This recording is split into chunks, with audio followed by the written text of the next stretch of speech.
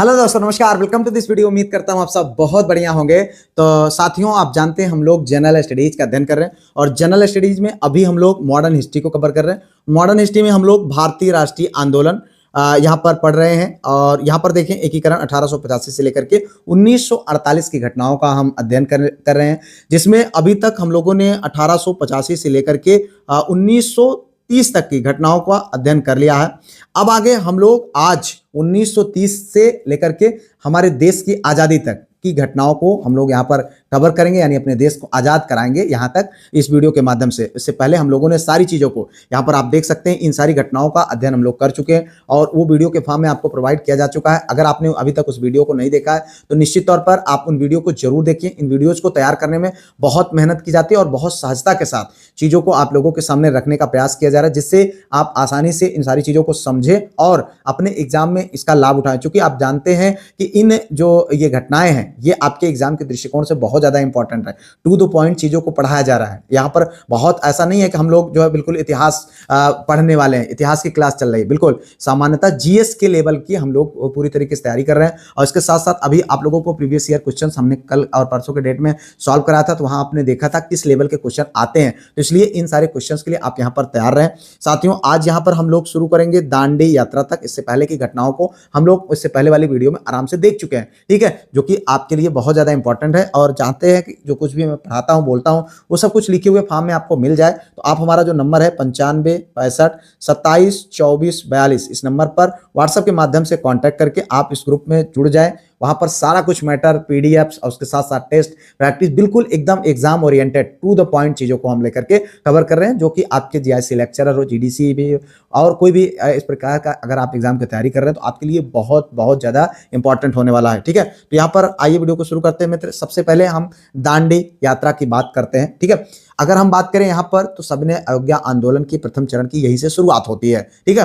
तो यहाँ पर देखिए ये है 12 मार्च 1930 में साबरमती आश्रम से क्वेश्चन बनता है। भाई ध्यान दीजिएगा, सारी चीजें एकदम टू द पॉइंट आपके क्वेश्चन ओरिएंटेड चीजें चल रही हैं। तो 12 मार्च से गांधी जी ने दांडी मार्च यात्रा की शुरुआत की थी और साबरमती आश्रम से, कहां से शुरू हुआ था? साबरमती आश्रम से। क्वेश्चन बहुत बार बना है और कितने लोगों के साथ? 78 अनुयायियों के साथ इन्होंने अपनी यात्रा शुरू किया था और धीरे धीरे करके संख्या असंख्य होती चली गई। यहाँ पर देखिए 300 जो है 75 किलोमीटर की इन्होंने पैदल यात्रा की थी। सोचिए जरा, यहाँ पर 12 मार्च को इन्होंने शुरू किया यात्रा और पहुंचते कब हैं? देखो यहाँ पर 6 अप्रैल 1930 को पहुंचे। दांडी पहुंचकर इन्होंने नमक कानून को तोड़ा, ठीक है। अब ध्यान दीजिएगा, यहाँ पर ये सारी चीजें, ये घटनाएं होती हैं और इसके बाद हम कह सकते हैं यहीं से सविनय अवज्ञा आंदोलन की शंखनाद हो जाती है, ठीक है। अब जब हम इसकी बात करते हैं तो कुछ चीजें और जो आपके एग्जाम के दृष्टिकोण से इंपॉर्टेंट है, जैसे यहाँ पर इस दौरान इनके साथ में एक अमेरिकी पत्रकार था जिसका नाम था वेब मिलर। क्या नाम था? वेब मिलर, जो कि बहुत ज्यादा इंपॉर्टेंट है। इससे संबंधित बहुत बार क्वेश्चन पूछा गया कि कौन सा पत्रकार था, उसका क्या नाम था, ठीक है। तो ये जो है गांधी जी के साथ यात्रा कर रहा था, ठीक है। इन सारी घटनाओं को वो देख रहा था। उसके बाद अगर हम यहाँ पर एक चीज और बात करें, चूंकि ये गैर कानूनी था, सरकार का विरोध कर रहे थे, तो सरकार, जाहिर सी बात है, उस दौरान जो अंग्रेजों की सरकार थे उसने गांधी जी को पकड़ा और जेल में डाल दिया, ठीक है। जब जेल में डाल दिया तो फिर इस जो आंदोलन चल रहा था उसका नेतृत्व किसने किया था, तो ये आपको जानना चाहिए। तो यहाँ पर एक क्वेश्चन बना हुआ है, कौन थे? अब्बास, ठीक है, अब्बास तैयब जी। किन्होंने जो है इस आंदोलन का नेतृत्व किया था? अब्बास तैयब जी ने किया था, ठीक है। अब इसके बाद अगर हम बात करें यहाँ पर तो इससे खुश होकर के इस मतलब जो दांडी यात्रा थी, सुभाष चंद्र बोस ने गांधी जी के नमक सत्याग्रह की तुलना नेपोलियन के एल्बा से प्रेरित यात्रा बताया था। तो ये क्वेश्चन बनता है, किसने उनसे जो है तुलना की थी या किसने ऐसा बताया था कि ये प्रेरणा मिली थी, ठीक है। अब जब इस तरीके का नमक कानून, यहाँ से नमक सत्याग्रह और सारी चीजें जब यहाँ से शुरुआत हो जाती है, उसके बाद अलग अलग देश के अलग अलग कोनों में अलग अलग तरीके से विरोध प्रारंभ हो जाता है, ठीक है। देशव्यापी विरोध यहाँ से शुरू हो जाता है। अगर हम उत्तर पश्चिम की बात करें तो यहाँ पर खान अब्दुल गफ्फार खान, इन्होंने, जिन्हें सीमांत गांधी के नाम से जाना जाता है। ये क्वेश्चन बनता है भाई, किसको सीमांत गांधी के नाम से जाना जाता है, तो ये आप जान सकते हैं। इनका जो खुदाई खिदमतगार जो लाल कुर्ती संगठन था वो भी एक्टिव हो गया, उसने भी अपने अपने तरीके से चीज़ों को करना प्रारंभ कर दिया, ठीक है।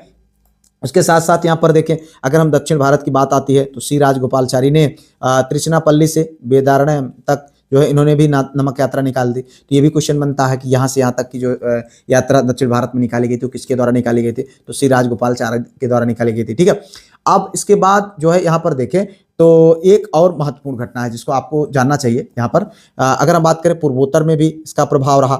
मणिपुर की जो 13 वर्षीय लड़की थी जिसका नाम नागा थी, जो किशोरी अवस्था में, जिसका नाम था गौडिल्यू नाम, ये बहुत इंपॉर्टेंट भाई ध्यान रखना। इनके नेतृत्व में भी वहां भी तमाम तरीके की गतिविधियां, विरोध प्रारंभ होना शुरू हो गया। ठीक है, अब इस तरीके से अगर हम बात करते हैं यहाँ पर जो है केरल के कल्लपम द्वारा कालीकट से पेन्नार तक की यात्रा शुरू की गई। गढ़वाल रेजिमेंट की टुकड़ियों ने पेशावर में निहत्थी भीड़ पर गोली चलाने से इनकार कर दिया था। मतलब जो जहां था, जिस तरीके से था, अलग अलग तरीके से अपना विरोध यहां से प्रारंभ, एक तरफ से पूरे देशव्यापी मतलब एकजुटता के साथ जो है यहाँ पर आंदोलन का प्रारंभ हो जाता है। ठीक है, इसके साथ साथ यहाँ पर एक और घटना जो है प्रारंभ होती है, धरसना सत्याग्रह जिसके नाम से जाना जाता है उसको। अगर हम यहाँ पर बात करें तो इसके दमन का जो भी था वो बहुत उल्लेखनीय रहा। अब यहाँ पर अगर हम बात करें तो इनका नेतृत्व जो है सरोजनी नायडू, इमाम साहब और मणिलाल ने किया था। किसने? मणिलाल, सरोजनी नायडू और इमाम साहब ने किया था। ठीक है, इस धरसना सत्याग्रह का ये क्वेश्चन बनता है भाई किसने किया था। आपको एक ऑप्शन दे देगा, उसमें ये 3 नाम दे देगा, उसमें बताएगा कि इसमें कौन शामिल नहीं थे। तो इस तरीके से आप इन नामों को याद रखें। ठीक है, अब इसकी जो उल्लेखनीय चीज ये है कि पुलिस ने निहत्थे सत्याग्रहियों पर लोहे की मूठ वाली जो है लाठियों से प्रहार किया, मारा, मतलब बर्बरता पूर्वक जो है लोगों को मारा गया। ठीक है, पीटा गया। और यहाँ पर इसका जो प्रत्यक्षदर्शी था ये वेब मिलर साहब, ठीक है, ये पूरा ब्रॉडकास्टर बन गए थे, ये सारी चीजों को सामने यानी देश दुनिया के सामने रख रहे थे। वेब मिलर साहब ने यहाँ पर जो है इस भयावह जो दृश्य थी उसका जो है इन्होंने वर्णन किया। ठीक है, अब इसके बाद यहाँ पर जन भागीदारी होती है लोगों की। महिलाओं ने पूरी तरीके से यहाँ पर पार्टिसिपेट किया, लड़कियों ने भी पार्टिसिपेट किया, लड़कों ने भी पार्टिसिपेट किया। और सविनय अवज्ञा आंदोलन के दौरान लड़कों की जो सेना थी उसको क्या बोला जाता था? बानर सेना। ठीक है, लड़कों को जो है यहाँ पर कह सकते हैं कि बानर सेना का गठन हुआ। उसके बाद लड़कियों का जो है मंजरी सेना, यानी लड़कियां जिसमें शामिल थी। तो इस तरीके से भाई आप देख सकते हैं इस अलग अलग तरीके से विरोध हुए। ये क्वेश्चन बन जाएंगे, लड़कियों की कौन सी सेना बनी थी? मंजरी, गुजरी, पंजरी, इस तरीके का नाम दे देगा आपको, उसमें से चूज करना रहेगा। लड़कों का कौन सी सेना थी? बानरी सेना, श्री रामचंद्र जी के सहयोग के लिए। तो इस तरीके का आप इस यहाँ पर जोड़ करके बनाने का प्रयास किया गया था। ठीक है, अब अगर हम बात करें, सरकार ने जो है जवाहरलाल नेहरू एवं मोतीलाल नेहरू को गांधी जी से जो है मिलाने के लिए, क्योंकि इस दौरान गांधी जी जो है यरवदा जेल में बंद थे, तो उन्होंने सोचा कि इन दोनों को वहां गांधी जी के साथ में शिफ्ट कर देते हैं और बात होगी तो फिर जो है हो सकता है कि समझौता हो जाए। तो यरवदा जेल में स्थानांतरित कर दिया ताकि सरकार के साथ समझौते की संभावना के संबंध में विचार विमर्श किया जा सके, ये लोग कर सके। ठीक है, क्योंकि यही लोग मुख्य जो है लीड रोल में थे। यहाँ पर अगर हम बात करें तो इसी समय गांधी जी ने जो है यरवदा जेल को मंदिर का नाम दिया था। ये भी क्वेश्चन बना हुआ है, किस जेल को उन्होंने मंदिर का नाम दिया था? तो यरवदा जेल को। तो आपको यहाँ पर जानना चाहिए। देखो यहाँ पर फिर इस तरीके से जब सहमति बनती है तो होता है गांधी इरविन समझौता। क्या होता है? गांधी इरविन समझौता और कराची अधिवेशन, 2 महत्वपूर्ण चीजें होती है यहाँ पर। अगर हम जब समझौते की बात करते हैं तो गांधी इरविन की समझौता ये 5 मार्च 1931 में होता है। किसके? गांधी जी और लॉर्ड इरविन के बीच, जिसे दिल्ली समझौते के नाम से भी जाना जाता है। ध्यान दीजिएगा, इसका जो प्रयास किया था वो तेज बहादुर सप्रू जी थे और MR जयकर के प्रयासों से 5 जो मार्च 1931 का गांधी और इरविन के बीच जो समझौता संपन्न होता है, जिसके पश्चात कांग्रेस ने सविनय अवज्ञा आंदोलन को समाप्त करने की घोषणा कर दी कि ठीक है, आप कह रहे हैं तो मैं यहाँ पर सविनय अवज्ञा आंदोलन की समाप्ति की घोषणा करता हूँ। ठीक है, और उसके साथ साथ गांधी जी ने दूसरे यहाँ पर एक और शर्त मानी, कांग्रेस दूसरे गोलमेज सम्मेलन में भाग लेने को राजी हो गई। आप जानते हैं उसी के पैरेलल में गोलमेज सम्मेलन चल रहे थे, जिसमें जो है कांग्रेस भाग नहीं ले रही थी। पहला हो चुका था लेकिन उसमें कांग्रेस जो है प्रतिभाग नहीं कर रही थी। तो दूसरे गोलमेज सम्मेलन में प्रतिभाग करने के लिए कांग्रेस को जो है यहाँ पर इरविन मना लेता है। ठीक है, अब इसके बाद इसी के साथ में यहाँ पर कराची अधिवेशन होता है। इसलिए कि जो ये जो बातें आई हैं गांधी और इरविन के बीच में उसको स्पष्ट करने के लिए। ठीक है, तो यहाँ पर देखें चूंकि अब गोलमेज सम्मेलन सेकंड में प्रतिभाग भी करना था, ये सारी चीजें देखें तो वल्लभ भाई पटेल की अध्यक्षता में समझौते को मंजूरी दे दी गई कि चलो ठीक है, ये जो समझौता हुआ है ये सही हुआ है। अब उसके बाद अगर हम बात करें यहाँ पर तो इसमें जो है कराची अधिवेशन में मौलिक अधिकारों और राष्ट्रीय आर्थिक कार्यक्रम का प्रस्ताव पारित किया गया। ठीक है, ये प्रस्ताव यहाँ पर पारित किया गया। तो इसके बाद जब हम देखते हैं आगे बढ़ते हैं, हम बात करेंगे यहाँ पर गोलमेज सम्मेलन की। ठीक है, गोलमेज सम्मेलन में अगर हम बात करें तो आप जानते हैं कि भारत के भावी संविधान के लिए, ठीक है, विस्तृत चर्चा हेतु लंदन में 3 गोलमेज सम्मेलन का आज जो है आयोजन किया गया था, जिसमें पहले में तो कांग्रेस ने प्रतिभाग ही नहीं किया था, ठीक है, तो इसीलिए चल रहा था यहाँ पर। अब उसके बाद अगर हम देखें तो प्रथम ये जो गोलमेज सम्मेलन था इसको कांग्रेस ने बहिष्कार किया था। ये कब हुआ था?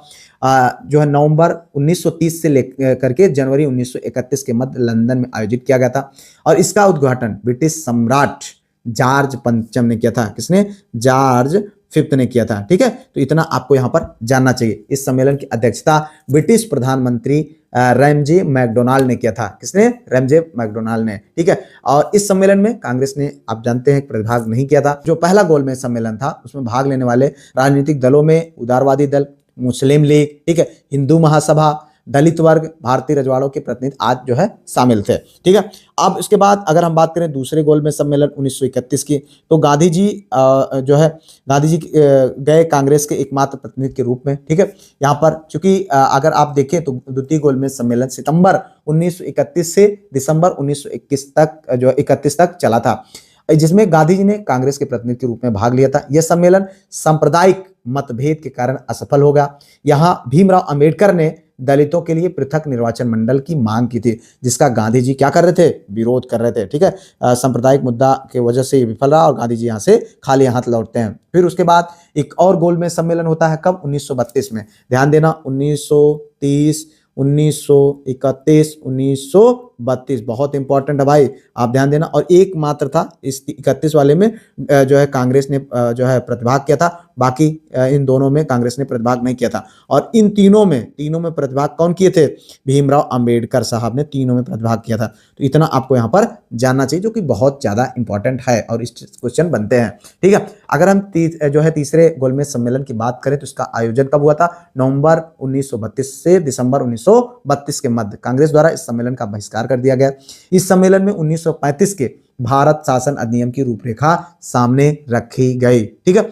अब जब चीजें सामने आगे बढ़ती हैं, इसके साथ साथ यहाँ पर अगर हम देखें तो सांप्रदायिक पंचाट और पूना पैठ के बारे में थोड़ा सा यहाँ पर हम देखेंगे। तो ये जो समझौता होता है 1932 में। अब अगर हम बात करें सांप्रदायिक पंचाट की, तो पीएम जो था, जो प्रधानमंत्री था ब्रिटेन का, रैमजे मैकडोनाल्ड द्वारा दलितों के लिए पृथक निर्वाचन मंडल की घोषणा इसने कर दिया था, क्योंकि वो तो चाहते ही थे कि किसी भी तरीके से ये लोग अलग हो जाएं, टूट फूट जाएं, और जिससे कि इनकी आवाज़ जो है धीमी पड़ जाए। हालांकि इस दौरान जो है भीमराव अंबेडकर साहब बिल्कुल वो चाहते थे कि दलितों को एक पैरेलल में एक पावर खड़ी करना चाहते थे, इसलिए वो अपनी मांग को लेकर के अड़े थे, और यहाँ पर जो है ये बात मनवाने में वो वहाँ पर सफल होते हैं।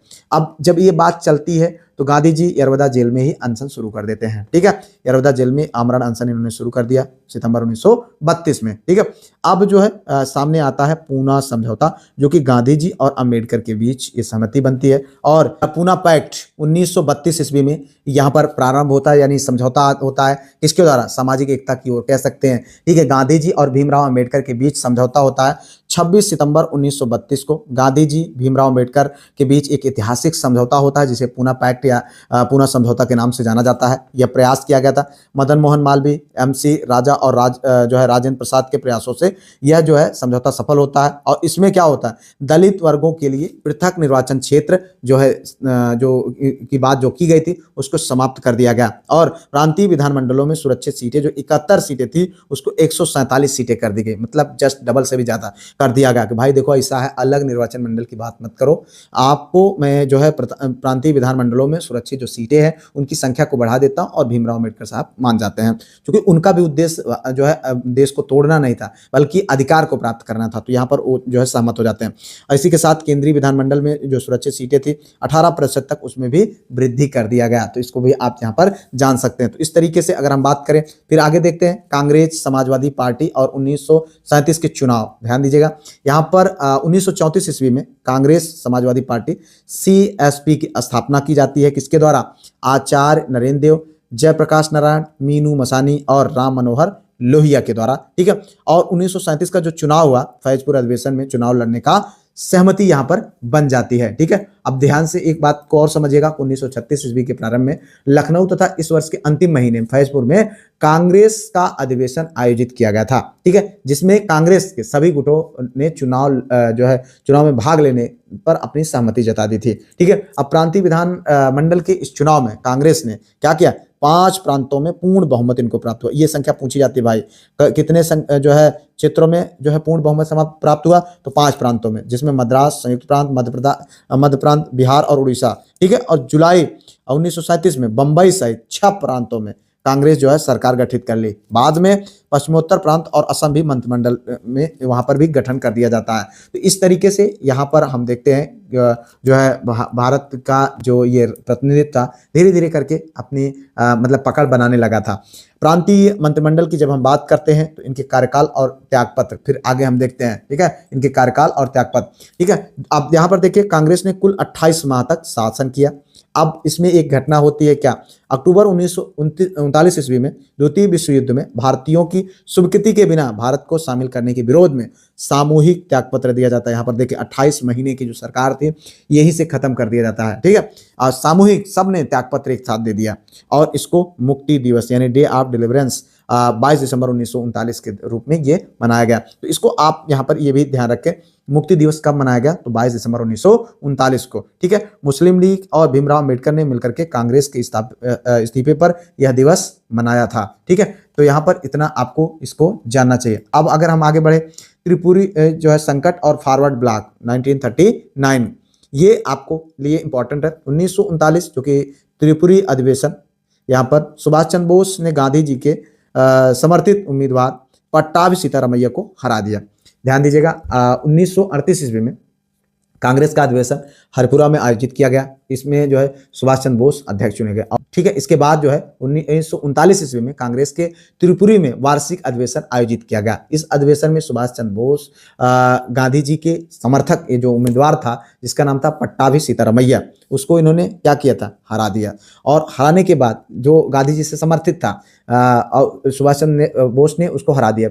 और हराने पर होता क्या है कि जब ये अध्यक्ष बन जाते हैं तो इस चुनाव के बाद अध्यक्ष को अपनी कार्य समिति में सदस्यों की नियुक्ति के लिए गांधी जी द्वारा सुझाव लेना था, किंतु गांधी जी ने इस सुझाव देने से मना कर दिया। और इससे क्षुब्ध होकर के फिर इन्होंने क्या किया, मतभेद हो गया तो बोस साहब ने इस्तीफा दे दिया। और जब बोस साहब इस्तीफा दे देते हैं तो फिर राजेंद्र प्रसाद को कांग्रेस का नया अध्यक्ष बनाया जाता है। तो ये क्वेश्चन बना है प्रीवियस ईयर के रूप में, आप लोगों को मैंने सॉल्व भी कराया। ठीक है, और मई 1939 ईस्वी में सुभाष चंद्र बोस ने फॉरवर्ड ब्लॉक नामक नई पार्टी की स्थापना की।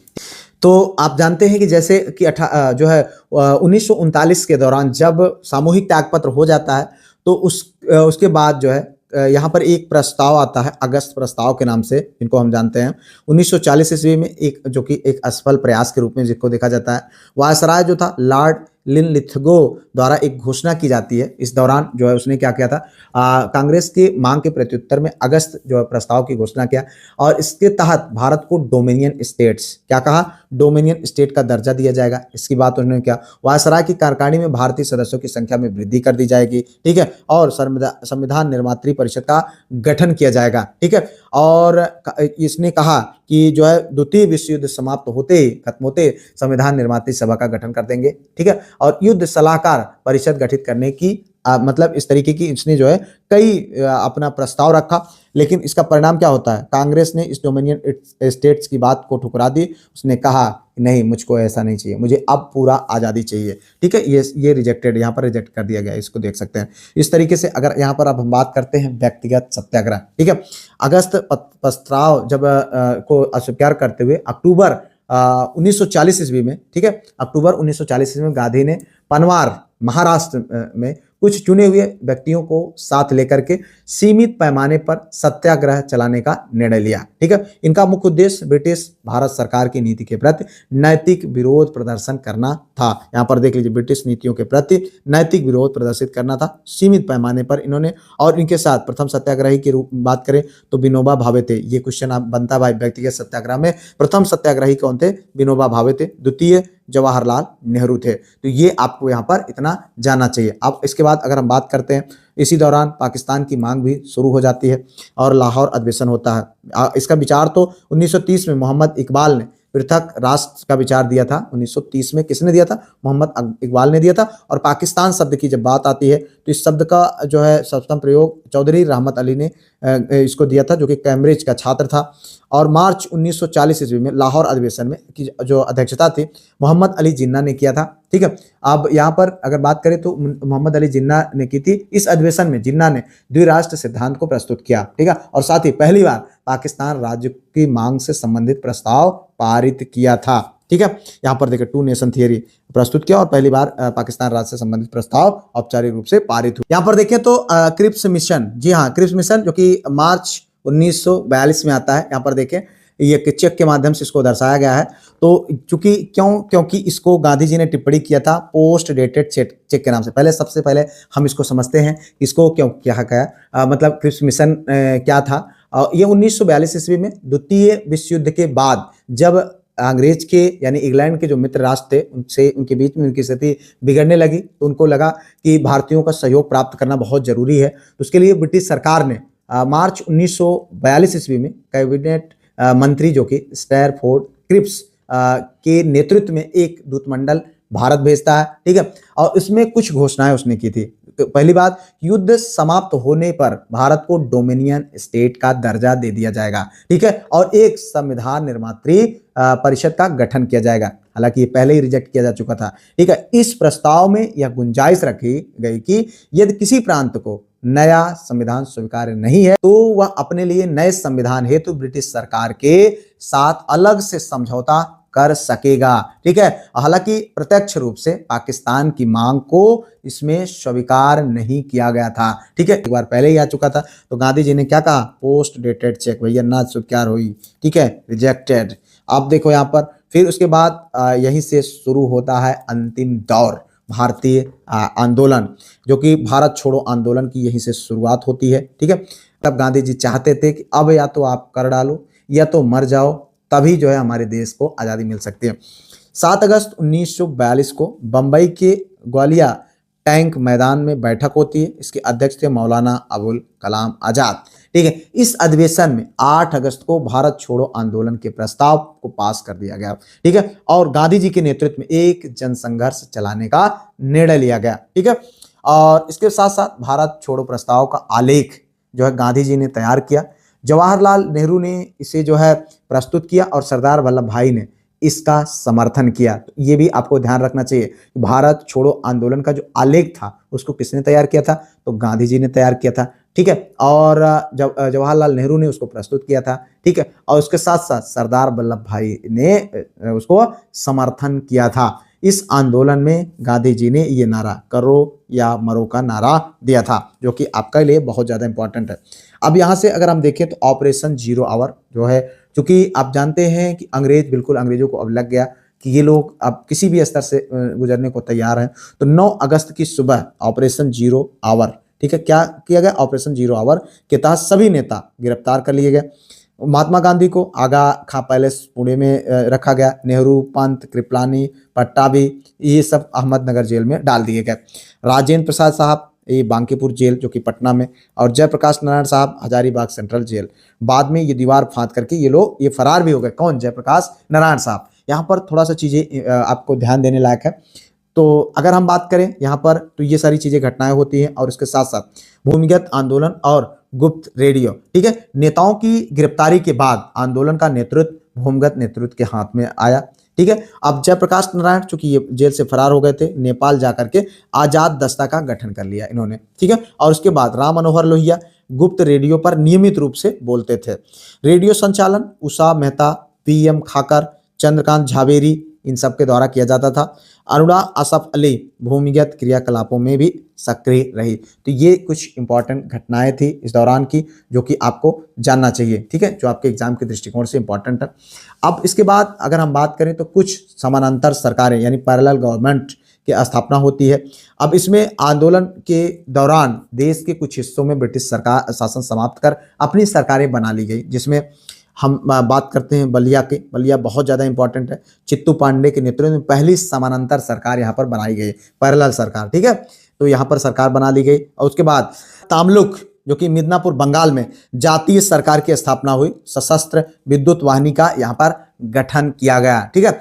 अब इसके बाद अगर हम बात करें सतारा में, यहाँ भी लंबे समय तक समानांतर सरकार को चलाई गई। अब इसके साथ साथ अगर हम यहाँ पर देखें तो यहाँ से स्वतंत्रता का दौर खुल जाता है। देखिए यहाँ पर एक दौर खुलता है, नए जो है सूरज का उदय होता है। 1932 से लेकर के 42 तक का दशक भारतीय राजनीति में परिपक्वता के काल के रूप में हम जान सकते हैं, समझ सकते हैं, ठीक है। प्रांतीय सरकार जैसे 1937 से 1939 के बीच, उसके बाद सार्वजनिक इस्तीफा हो ही गया था, आप समझ सकते हैं, ने प्रशासन की क्षमता को सिद्ध कर दिया कि हाँ हम सरकार को चला सकते हैं, ठीक है।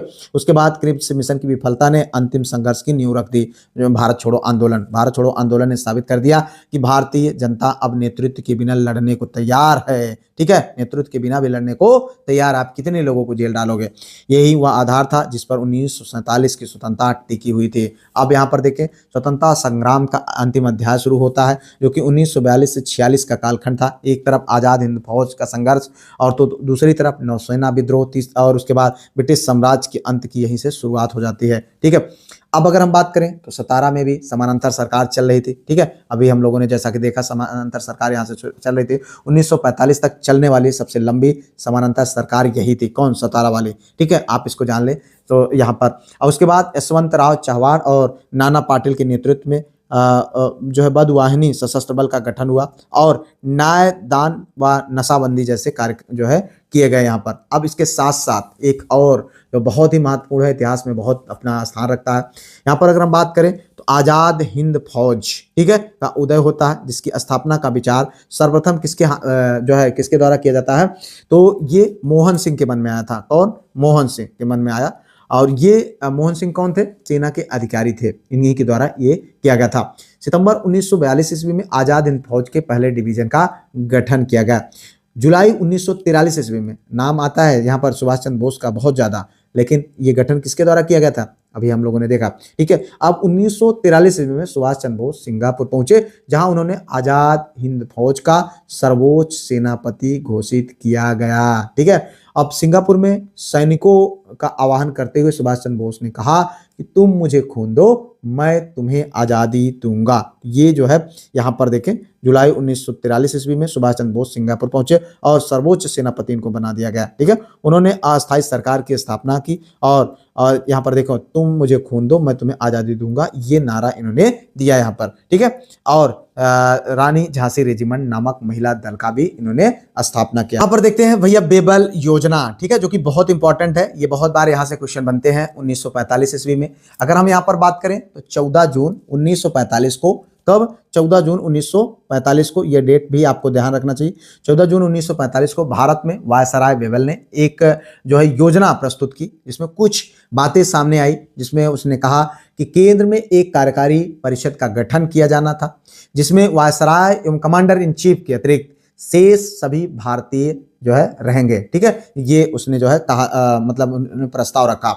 उसके बाद परिषद में हिंदू एवं मुस्लिम की संख्या बराबर रखी जाएगी, यह भी प्रस्ताव था। इस कार्यकारी परिषद को तभी तक शासन कार्य का संचालन करना था जब तक नए संविधान पर आम सहमति ना बन जाए। तो इतना यहाँ पर इस जो है बेबल योजना के अंतर्गत चीजों को हम लोग देखते हैं।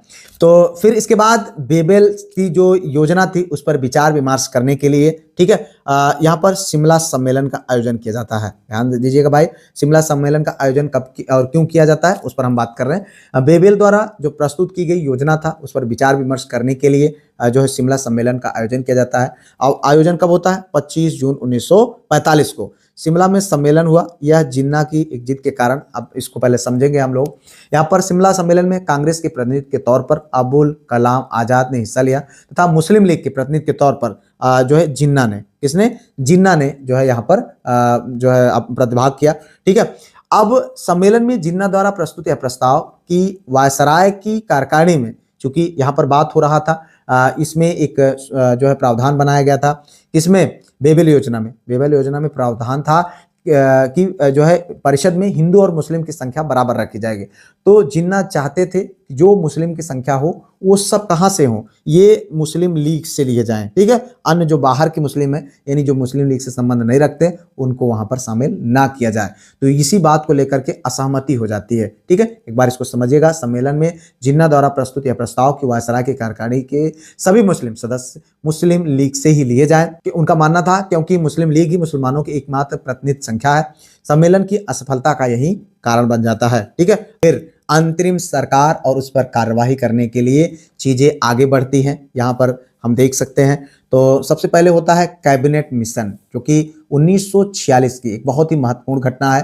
कैबिनेट मिशन में क्या होता है कि 24 मार्च 1946 को, कब, 24 मार्च 1946 में एक जो है भारतीय नेताओं से भारत का संविधान तैयार करने के संबंध में बातचीत करने तथा एक अंतरिम सरकार के गठन करने के उद्देश्य से कैबिनेट मिशन दिल्ली पहुंचता है, ठीक है। कैबिनेट मिशन के उस समय के जो सदस्य थे, पेथिक, लॉरेंस, स्टैफोर्ड क्रिप्स और AB अलेक्जेंडर थे, ठीक है। ये जो है उनके प्रमुख सदस्य थे। अब फिर इस तरीके से जो है अंतरिम सरकार का गठन होता है 2 सितंबर 1946 को। कब? 2 सितंबर 1946 को जवाहरलाल नेहरू के जो है नेतृत्व में अपने मंत्रिमंडल के साथ 11 सदस्यों के साथ उन्होंने शपथ लिया। 26 अक्टूबर 1946 को मुस्लिम लीग सरकार में शामिल हो गई, लेकिन उसका उद्देश्य सरकार को सुचारू रूप से संचालित करना नहीं, बल्कि सरकार के कार्यों में बाधा पहुंचाना था, जिससे कि पाकिस्तान की जो डिमांड थी, मांग थी, उसको स्वीकार कर लिया जाए, ठीक है। वो अपनी लड़ाई मतलब लड़ रहे थे, कह सकते हैं, सरकार में आकर के।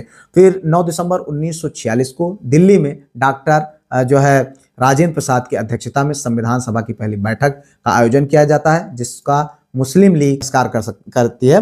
उसके बाद 20 फरवरी को, कब? 20 फरवरी 1947 को एडली की योजना, जिसे जून 1947 तक सत्ता सौंपने का निर्णय लिया गया। 20 फरवरी 1947 को ब्रिटिश प्रधानमंत्री एडली ने घोषणा की कि जून 1948 से पहले भारतीयों को सत्ता हस्तांतरित कर दी जाएगी। अब जब ये बात सामने आई तो इसके बाद यहाँ पर मार्च 1947 में लॉर्ड माउंटबेटन जो है वायसराय बनकर के भारत आया, और इसने जो है इसकी जो योजना है 3 जून योजना के नाम से बहुत फेमस है, जिसे माउंटबेटन योजना के नाम से जाना जाता है। इसमें जो है भारत का विभाजन और सत्ता हस्तांतरण करने का प्रस्ताव यहाँ पर रखा जाता है, तो इसको आप थोड़ा सा समझना चाहिए। 3 जून योजना के अंतर्गत 15 अगस्त 1947 को सत्ता हस्तांतरण दिन सुनिश्चित किया गया, और ब्रिटिश ने क्या किया, ब्रिटिश जो है सरकार ने यहाँ पर 18 जुलाई 1947 को ब्रिटिश संसद द्वारा अधिनियम पारित किया गया, और इसमें एक तारीख निश्चित की गई कि 15 अगस्त 1947 को सत्ता हस्तांतरित कर दिया जाएगा, और इसके साथ साथ भारत को 2 स्वतंत्र प्रदेशों भारत और पाकिस्तान में बांट दिया गया।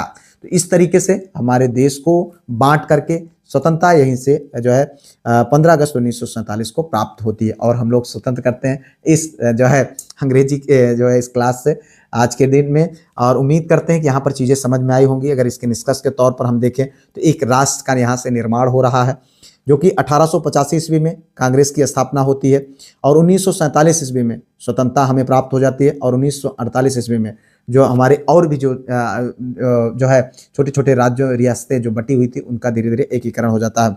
1866 के शुरुआती संगठनों से लेकर 1948 तक की यह यात्रा यहाँ पर समाप्त होती है। उम्मीद करते हैं कि चीज़ों को आप लोगों ने बहुत आसानी से समझा होगा। अगर कोई सुझाव हो तो कमेंट जरूर करिएगा। वीडियो को लाइक, शेयर, सब्सक्राइब, हाइप कर लीजिएगा। PDF ग्रुप ज्वाइन करके आप PDF के माध्यम से अपनी पढ़ाई को एनहांस करें, ठीक है। 95 65 27 24 42 इस नंबर है। इस नंबर पर व्हाट्सएप पर कांटेक्ट कर लीजिए। मिलते हैं किसी और वीडियो में किसी और टॉपिक पर, तब तक के लिए जय Hind, Vande Mataram, best of luck.